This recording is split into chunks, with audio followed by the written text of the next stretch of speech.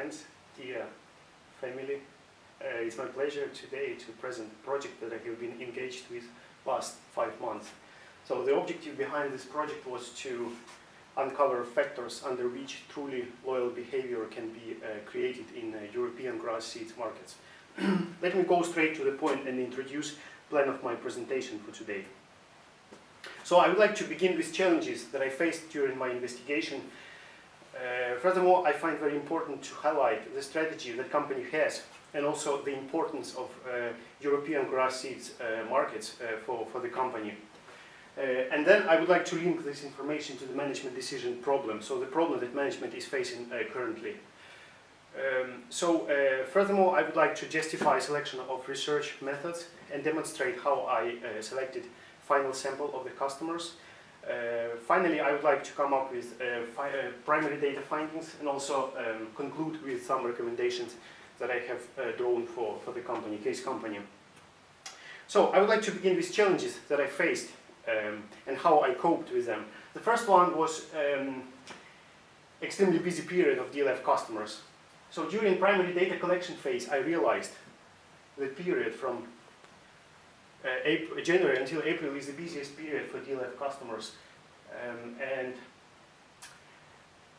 I would like to, I tried to be as proactive as possible in reaching out the customers with friendly reminders and also being as flexible as possible when it comes to actual times of interviews. So many of my conversations, they have occurred outside regular working hours. The second issue was insufficient English language of some respondents. So some customers, they refused to participate in my study because they were not sure whether or not they would be able to lead meaningful conversation. So all my attempts to convince them were useless. Fortunately, I benefited from my Russian speaking skills, which was very helpful for respondents, especially from Russia and Estonia. The last one was a segmentation issue. So I strive to reveal loyalty and dissidence across all customer groups and segments. DLF has approximately 350 wholesale customers in European grass seeds markets, which meant for my study that I had to, my sample had to contain customers from representing all segments and groups. Since DLF is missing officially accepted segmentation, I employed maximum variation sampling method and I selected participants with sufficiently diverse characteristics, including customer country of origin, sales managers, different dissimilar products, and so on. So in terms of corporate strategy, DLF management dedicates key role to organic profitable growth in the years to come. Despite pursuing geographical expansion and exotic opportunities on foreign continents, DLF strives to differentiate its products and solutions in the European grass seeds markets. So why the European grass seeds markets are so important for the company? So first of all, you can see sales, group sales of seeds. Western Europe, Eastern and Central Europe generate more than 50% of the overall company sales. Market size is approximately 200,000 tons. DLF has already very strong market presence, which fluctuates from one country to another country, but approximately they have around 30% in the European grass seed markets. As you can see on this diagram, grass seeds markets expected to remain steady during the entire forecasted period. Competition is strong with some strong competitors that aggressively approach DLF customers in attempt to steal their market shares. So I have schematically shown how DLF management intends to achieve organic growth in the European grass seeds markets. So company management would like to increase share of wallet from existing customers, retain more customers, existing customers, improve sales channels, distribution channels, and acquire more customers, and employ some customer-centric strategies. So problems that management of the company is facing now seems to be up to date and extremely important for the company. Comparison across two different customer surveys from 2010 and 15 shows improvement across all groups and segments. Furthermore, company has obtained impressive net promoter score of 56, which is excellent result compared with B2B industries in average, which is 33. However, company management is wondering, how can DLF achieve or exploit these high satisfaction scores and net promoter score to achieve organic growth in the European grass seeds markets. And also, company management was not then glad having this 40% of passive customers and emphasized necessity to pool this customer base into DLF brand promoters. So I felt like a deep dive into existing body of literature required before I could identify future directions for my project work. That was a challenge for me. So literature review has revealed interesting facts, and I would like to share my thoughts with you in order to explain why I have decided to go the way I did. So literature review has shown that satisfaction scores, satisfaction improvement, or high satisfaction scores cannot be used as a single predictor of repurchasing behavior and organic growth. Satisfaction scores are valuable, although they have one significant drawback. They do not tell much about the future behavior, and they do not guarantee growth. One study empirically proves that 68% of the customers that switch to a competitor are either satisfied or very satisfied, according to a satisfaction score surveys conducted prior to the investigation. In terms of NPS, authors of NPS believe that simply asking respondents one single question, company can achieve organic growth. However, significant deviations occur, and asking this question, how likely are you on a scale from 1 to 10 to recommend your customer, does not guarantee, it does not predict anything. And it has been proved empirically that these NPS scores are even worse predictor of organic growth than satisfaction scores. So at this point of time, I realized that some other metrics are required before I could identify future directions of my project. So overwhelming majority of the studies, articles, scientists, they emphasize necessity to focus on loyalty creation. So focus on the factors that lead to truly loyal behavior, to repurchasing behavior, and also pay attention to factors that lead to customer defection, rather than focusing on satisfaction improvement statistics and also recommendation intentions. So, studies throughout the years and scientists, they have not been able to identify universal recipe of loyalty. So contingencies and criteria, they differ significantly from one industry to another industry. That's why in my study I have decided to focus on loyalty creation for European grass seeds markets in B2B context. So I perceive loyalty as a comprehensive phenomenon that requires involvement of exploratory primary data collection techniques. I believe that in the understanding, to gain an understanding of how B2B customers have developed their strong loyal relationships towards DLF, it makes sense to ask customers that I consider it to be truly loyal. So there is a premise that these customers have been exposed to a number of events that have eventually led to their loyalty. So these customers will be particularly informative and give insights on how to develop loyalty or how the loyalty has been developed. So the challenge was to identify truly loyal customers in DLF and then ask them, conduct a research investigation.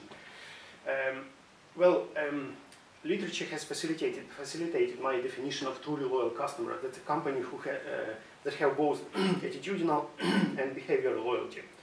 So that's a customer that is likely to have 100% share of wallet, high NPS, consider DLF as a fair business partner, and highly satisfied with products and services. So based on the sales data from Enterprise Resource Planning System at DLF, and also based on analysis of customer surveys scores, I was able to identify behaviorally loyal customers. As you can see on this slide, these customers have consistent purchasing history or increased purchasing history with DLF during the last consequent 5 years.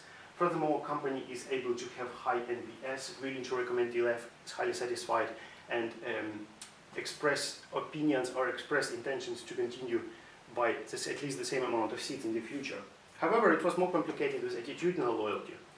So my interviews, I decided to conduct a webinar with area sales managers in European markets to inform about my challenge and get their feedback to understand which customers have a great working relationship with DLF, likely to have 100% share of wallet, and also willing to take risk, willing to conclude long-term agreements with DLF and buy new products. So take kind of risk or share risk with DLF.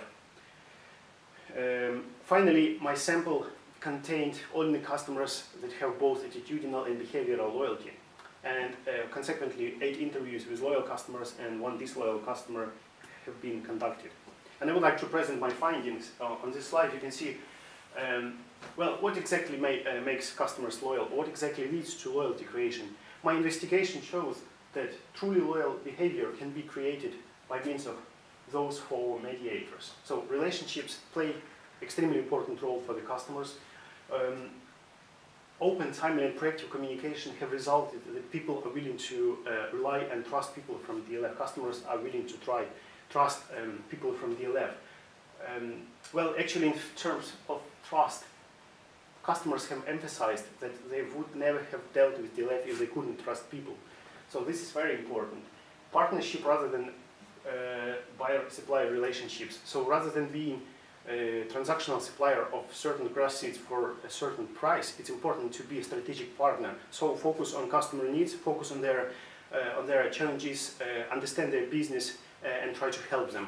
Try to increase their competitiveness on their respective local markets. So in terms of customer focus and unique value creation, well, this is perhaps the most important part of loyalty creation, because customers are value seekers, so they are rational buyers, businesses.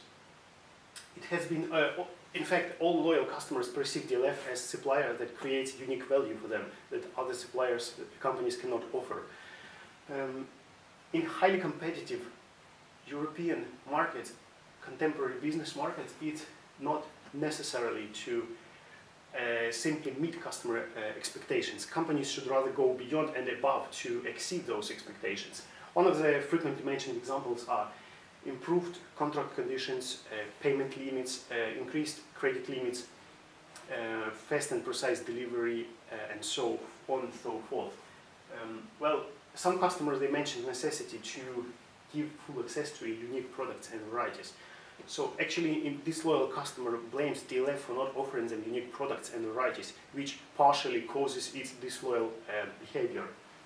Well, DLF has enormous production capacities and product range, which is considered to be unique in itself. Professional expertise and knowledge is, of course, very important for the customers. In terms of satisfaction, my findings, they prove or they are coherent with previous studies in terms of satisfaction. So satisfaction cannot be used as a single predictor of loyalty. Some customers, they have emphasized if they could have captured more value with other companies, they would have switched to a competitor regardless how satisfied they currently are. But there is another side of the coin. Dissatisfied customers are likely to be disloyal, are likely to switch to a competitor relatively swiftly. So in terms of DLF brand name, I have very interesting findings. Well, first of all, many companies, they deal with DLF because DLF has similar approach to things and DLF has similar core values, which makes final end consumers more happy, or which helps to create more value for end consumers. DLF reputation and also DLF extremely strong R&D has frequently been mentioned by the customers as one of the main strengths of the company. Well, in terms of professionals, DLF is also considered as professional supplier and breeder of grass seeds, meaning that DLF produces grass seeds each year.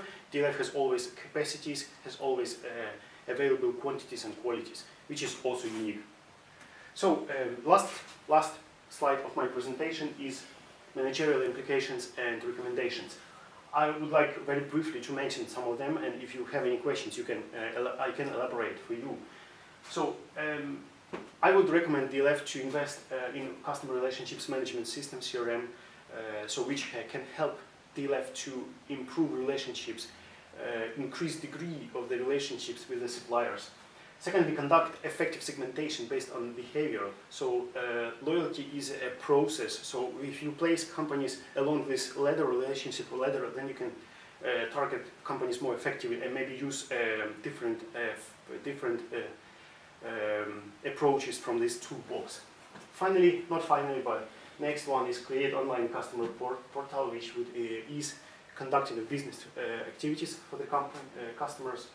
Furthermore, I have also created some more tangible recommendations, but I will just mention them now here. Focus on effective communication and build trust. Focus on unique value creation. It can be different from country to country, from supplier, customer to customer. Exceed expectations. Can be expensive, but it's worth it. Offer exclusive varieties. Consider which companies deserve this. Differentiate by fast and precise delivery. Consider to increase stocks. This is exactly the problem this year company has. Conduct exit interviews, understand which factors lead to customer defection. Also improve quality of sod grasses. This is professional grasses for football fields. It would help to increase sales and achieve this ambitious goal for the company. And of course, consider premium service for most important customers. So key account management, basically. So that's it. Thank you very much for your attention, and good luck.